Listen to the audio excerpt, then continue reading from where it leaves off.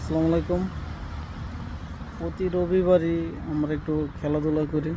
আমাদের একটি ক্লাব আছে যেখানে রবিবার এই মাঠে খেলাধুলা করি। আর সেই সাথে কিছু কথা বলবো আমাদের প্রবাসী ভাইদের নিয়ে। আপনার একটু মাঠের চারপাশটা দেখেন, আসলে অনেক সুন্দর পরিবেশ, চার সাইডে বাউন্ডারি করা। এই মাঠে ক্লাবের খেলাধুলা হয়, এমনকি জাতীয় দলের প্লেয়াররাও এসে এই মাঠে খেলে। সাউথ আফ্রিকার প্রবাসে থাকি সেই ভাইদের উদ্দেশ্যে কিছু কথা বলবো।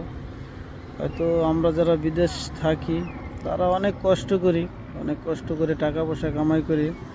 কারণ আমাদের একটা জিনিস মাথায় রাখতে হবে, যারা প্রবাস করি শুরুতেই আমরা টাকা পয়সা কামাই করে বাড়িতে একটা বাড়ি করি। আর এই বাড়ি করার পরেই আমরা অনেকেই হয়তো টাকা পয়সা শেষ হয়ে যায়।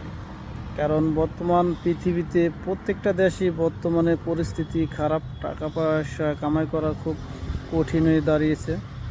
তাই বলবো যে সমস্ত ভাইরা প্রবাসে থাকেন, আপনারা শুরুতে বাড়ি না করে কিছু টাকা সঞ্চয় করে রাখেন।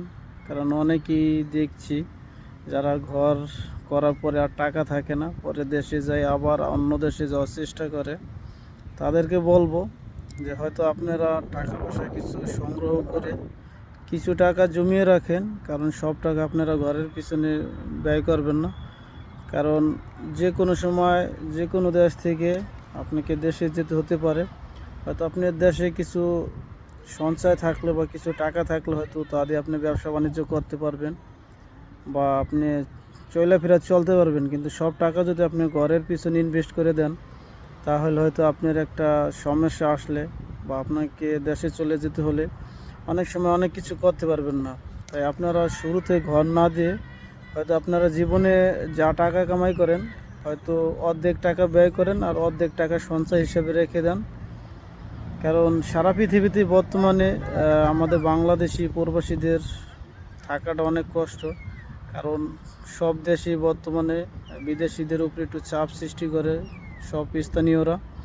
তাই আপনাদেরকে বলবো যে আপনারা সমস্ত টাকা ঘরের পিছে না ব্যয় করে কিছু টাকা সঞ্চয় রাখেন।